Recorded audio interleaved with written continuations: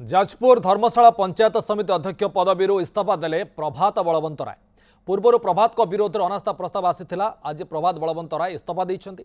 अनास्था पूर्व इस्तीफा देइछन्ति ब्लॉक अध्यक्ष। एभली एक खबर जहाँ सामना को आसुछि। जाजपुर धर्मशाला पंचायत समिति अध्यक्ष पदवी इस्तीफा देइछन्ति प्रभात बलवंत राय। पूर्व तांको विरोध में अनास्था प्रस्ताव आसीथिला। आज प्रभात बलवंत राय इस्तीफा देइछन्ति। अनास्था पूर्व इस्तीफा देइछन्ति ब्लॉक अध्यक्ष एवं अध्यक्ष पदरू इस्तीफा देइछन्ति जाजपुर धर्मशाला पंचायत समिति पद अध्यक्ष पद इस्तीफा देइछन्ति प्रभात बलवंत राय। पंचायत समिति अध्यक्ष पदरू आज इस्तीफा देइछि। धर्मशालार परिवर्तित परिस्थिति डेवलपमेंट तो दूर कथा पीआरआई माने मध्य ब्लॉक मध्य सुरक्षित नाहंती। जार विजुअल आपण माने आगुरु देखिथिबे निश्चिंत। मोर क्षमतार आवश्यकता नहीं। मोर क्षमता पाई मु मोर पीआरआई मेंबर भाई भौणी को असुविधा रे पकाइबी नहीं।